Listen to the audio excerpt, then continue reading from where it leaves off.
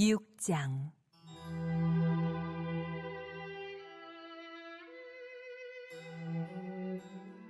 여호와께서 모세에게 말씀하여 이르시되 누구든지 여호와께 신실하지 못하여 범죄하되 곧 이웃이 맡긴 물건이나 전당물을 속이거나 도둑질하거나 착취하고도 사실을 부인하거나 남의 잃은 물건을 줍고도 사실을 부인하여 거짓 맹세하는 등 사람이 이 모든 일 중에 하나라도 행하여 범죄하면 이는 죄를 범하였고 죄가 있는 자니 그 훔친 것이나 착취한 것이나 맡은 것이나 잃은 물건을 주운 것이나 그 거짓 맹세한 모든 물건을 돌려보내되 곧 그 본래 물건의 5분의 1을 더하여 돌려보낼 것이니 그 죄가 드러나는 날에 그 임자에게 줄 것이요 그는 또 그 속건 제물을 여호와께 가져갈지니 곧 내가 지정한 가치대로 양떼 중 흠없는 순양을 속건 제물을 위하여 제사장에게로 끌고 갈 것이요 제사장은 여호와 앞에서 그를 위하여 속죄한즉 그는 무슨 허물이든지 사함을 받으리라.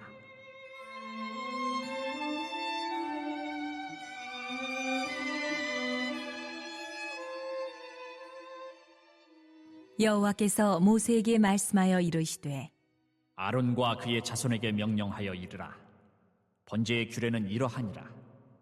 번제물은 아침까지 제단 위에 있는 석쇠 위에 두고 제단의 불이 그 위에서 꺼지지 않게 할 것이요 제사장은 세마포 긴 옷을 입고 세마포 속바지로 하체를 가리고 제단 위에서 불태운 번제의 재를 가져다가 제단 곁에 두고 그 옷을 벗고 다른 옷을 입고 그 재를 진영 바깥 정결한 곳으로 가져갈 것이요 제단 위의 불은 항상 피워 꺼지지 않게 할지니 제사장은 아침마다 나무를 그 위에서 태우고 번제물을 그 위에 버려놓고 화목제의 기름을 그 위에서 불사를 찌며 불은 끊임이 없이 제단 위에 피워 꺼지지 않게 할지니라. 소제의 규례는 이러하니라.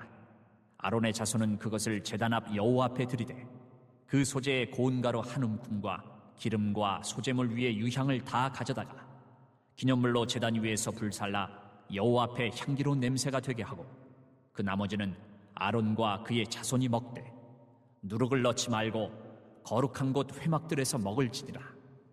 그것에 누룩을 넣어 굽지 말라.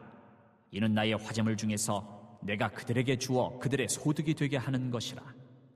속죄제와 속건제 같이 지극히 거룩한즉 아론 자손의 남자는 모두 이를 먹을지니 이는 여호와의 화제물 중에서 대대로 그들의 영원한 소득이 됨이라.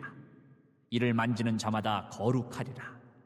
여호와께서 모세에게 말씀하여 이르시되 아론과 그의 자손이 기름 부음을 받는 날에 여호와께 드릴 예물은 이러하니라. 고운 가루 10분의 1 에바를 항상 드리는 소제물로 삼아 그 절반은 아침에 절반은 저녁에 드리되 그것을 기름으로 반죽하여 철판에 굽고 기름에 적셔 썰어서 소제로 여호와께 드려 향기로운 냄새가 되게 하라. 이 소제는 아론의 자손 중 기름 부음을 받고 그를 이어 제사장 된 자가 드릴 것이요 영원한 규례로 여호와께 온전히 불사를 것이니 제사장의 모든 소제물은 온전히 불사르고 먹지 말지니라.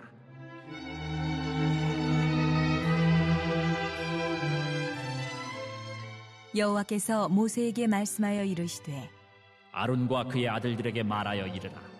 속죄제의 규례는 이러하니라.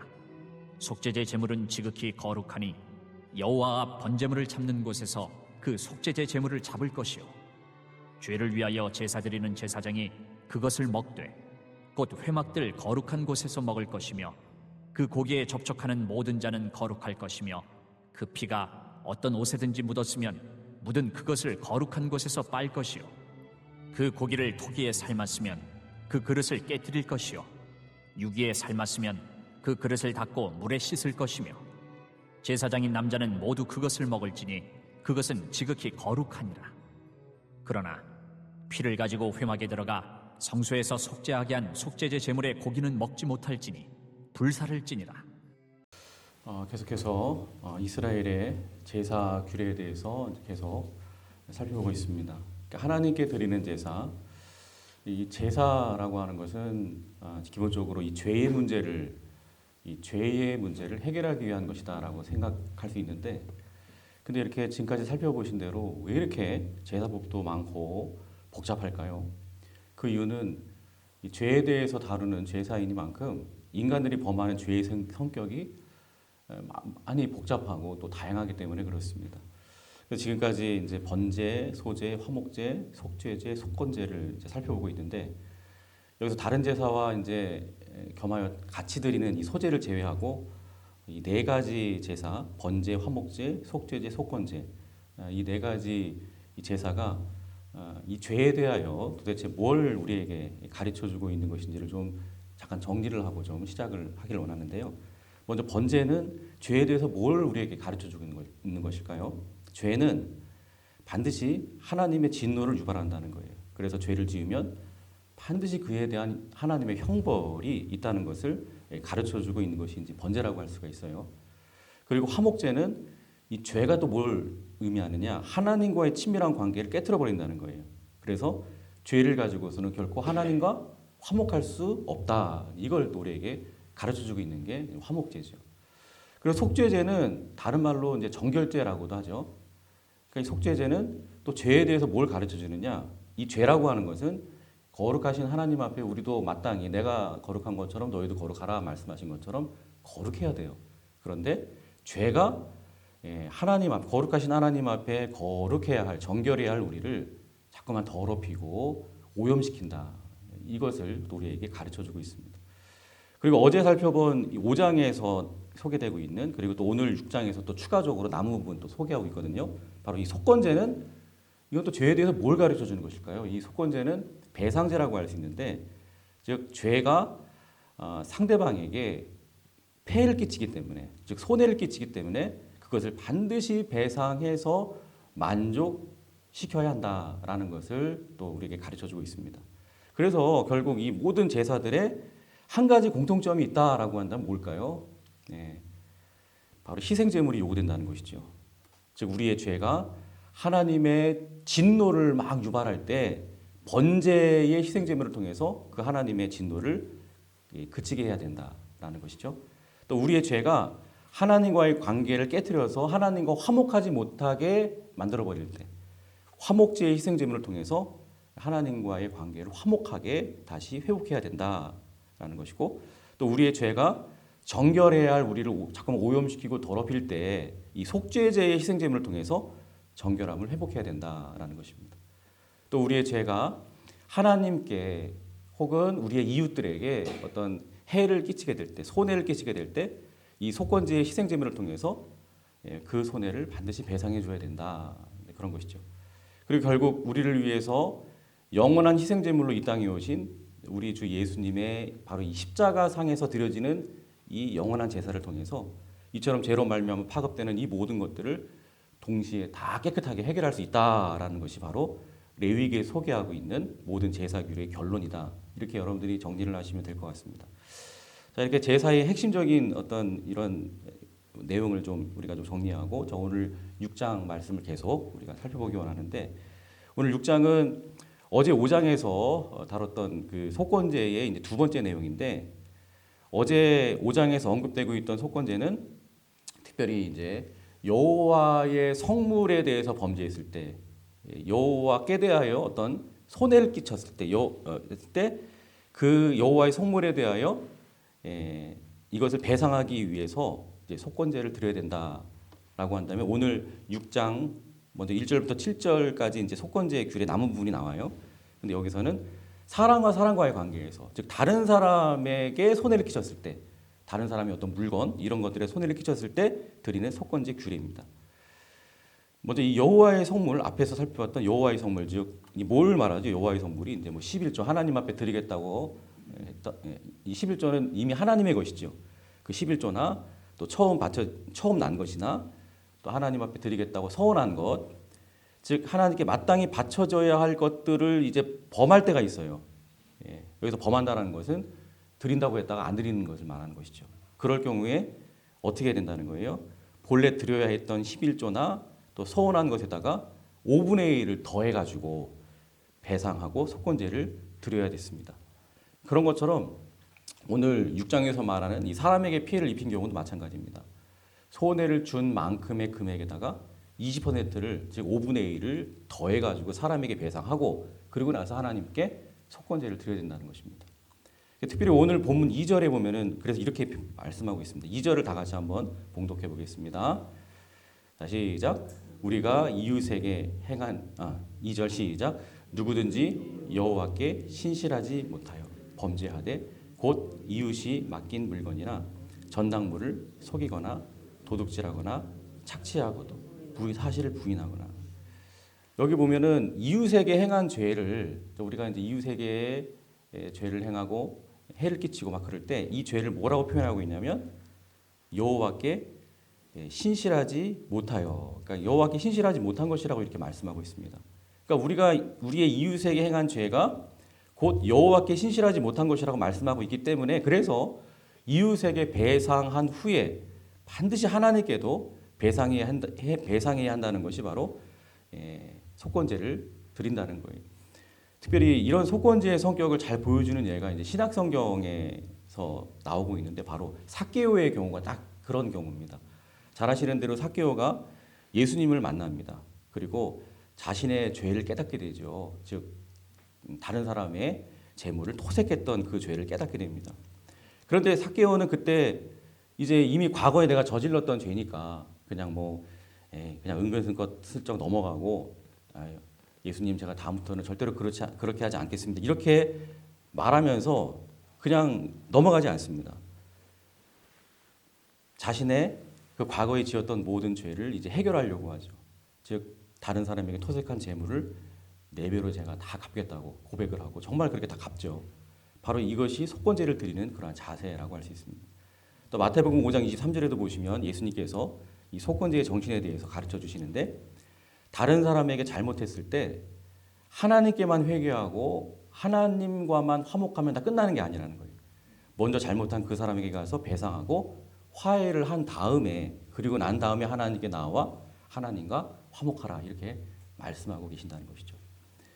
그러니까 속건제가 오늘 우리에게 주는 중요한 메시지는 어제 우리 수요 예배 시간에 담임 목사님을 통하여서 우리가 들었지만 오늘 많은 성도들이 범죄한 후에 하나님께만 회개하면 끝이다 이렇게 생각을 합니다. 절대로 그렇지 않다는 것이죠. 정말 자신이 지은 죄를 깨달았다면 삭개오처럼 깨달았다면 그 죄로 인해서 피해를 입힌 그러한 사람들이 있습니다. 그 사람들에게 찾아가서 반드시 용서를 구하고 그에 합당한 배상을 해줘서 그 사람과의 관계를 잘 해결하고 화목하게 잘 풀어야 된다는 거예요.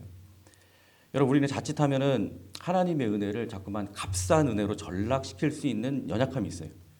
자꾸만 하나님의 은혜로 우리가 값없이 죄사함을 받았다라고 하니까 또 예수님께서 70번씩 7번이라도 용서해줘야 된다 이런 말씀하시니까 죄를 짓고 나서도 너무 그 죄에 대해서 가볍게 생각하고 쉽게 생각하는 거예요.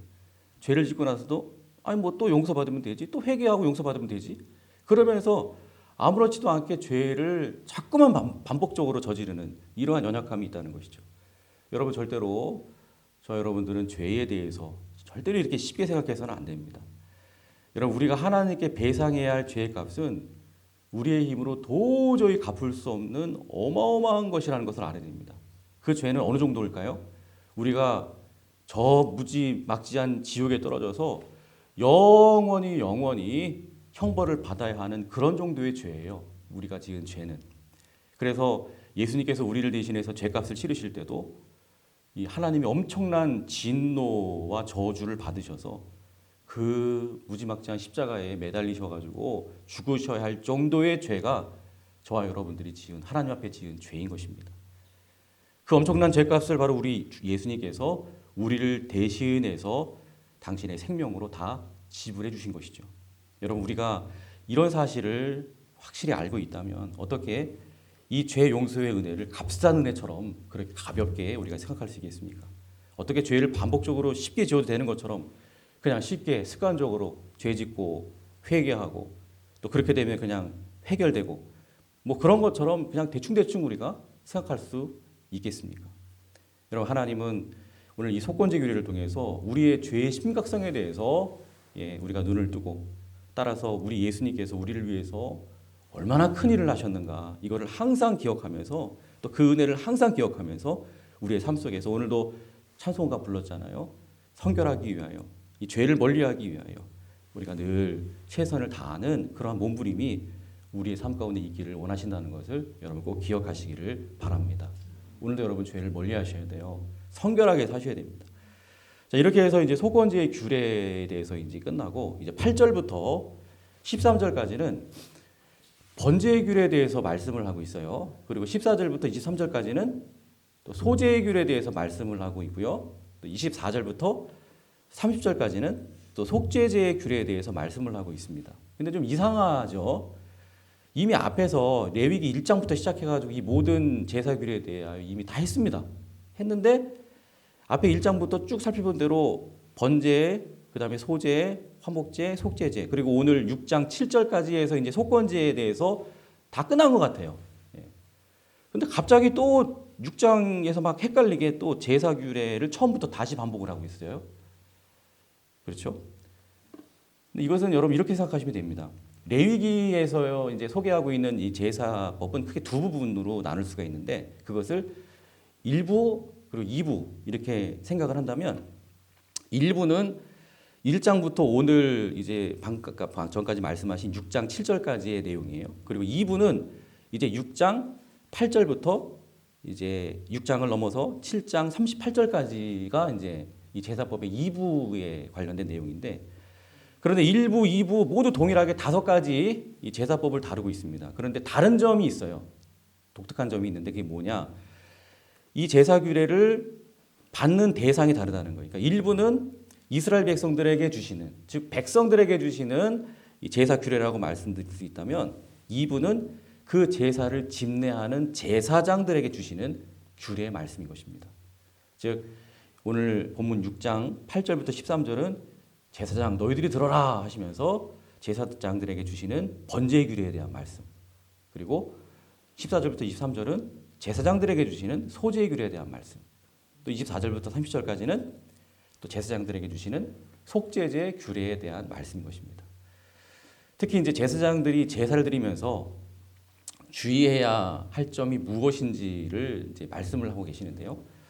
자, 먼저 이제 번제를 드릴 때 오늘 13절까지 나오는 번제를 드릴 때는 뭘 주의를 해야 되느냐? 제사장들이 이 말씀을 잘 듣고 뭘 항상 주의를 해야 되느냐? 자, 오늘 시간 관계상 이 부분만 좀 정리를 하고 오늘은 좀 마치도록 하겠습니다. 9절을 다 같이 봉독합니다. 자, 9절.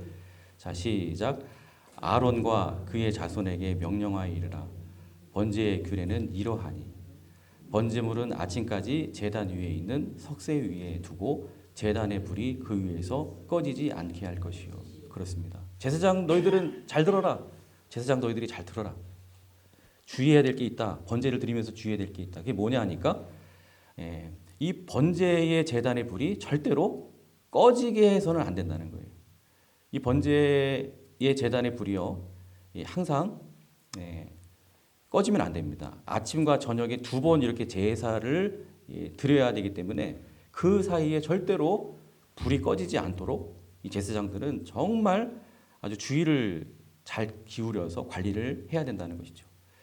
근데 여러분 여기서 이 꺼지지 않는 이 제단의 불 이게 여러분 영적으로 의미하는 것이 있는데요. 이게 뭘까요?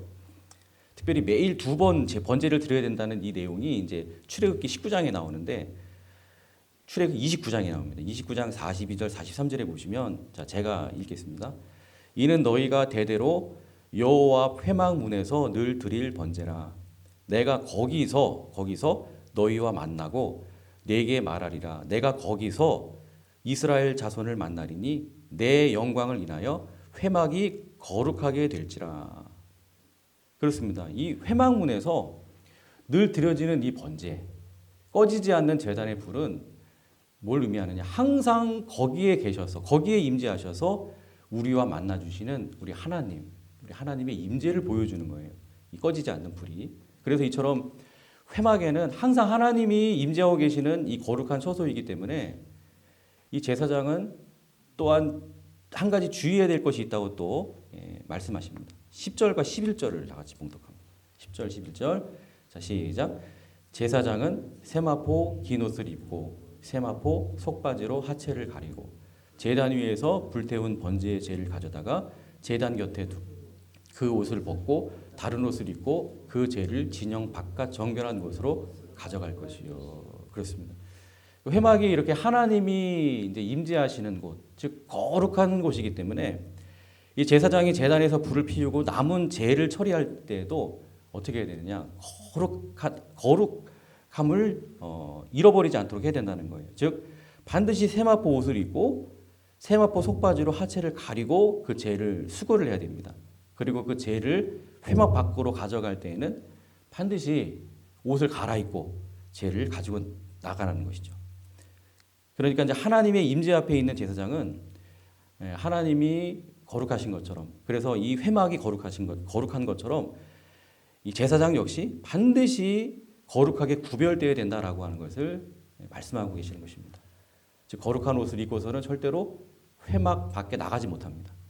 또 회막 밖에서 입은 옷을 입고 또 함부로 막 회막 안에 들어와서 회막 안에 있는 거룩한 성물들을 막 만질 수도 없었다는 거예요.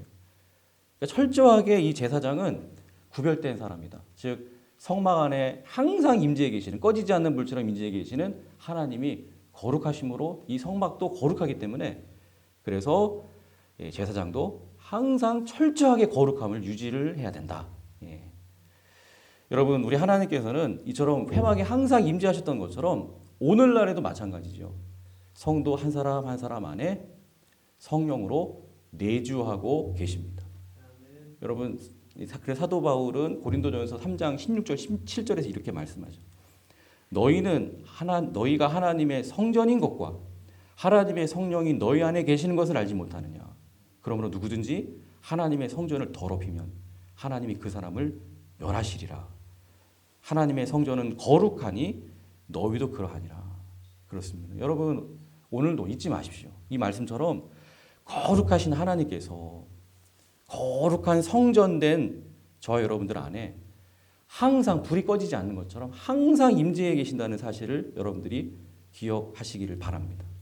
그래서 내 안에 계시는 이 성령이 소멸되지 않도록, 내 안에 이 제단의 불, 성령의 불이 꺼지지 않도록 오늘도 이 세마포 입은 제사장처럼 항상 주의하면서 구별되게 이 거룩한 이 모습으로, 성결한 모습으로 그렇게 살아가실 수 있는 저와 여러분들이 되시기를 주님의 이름으로 축원합니다. 기도하겠습니다.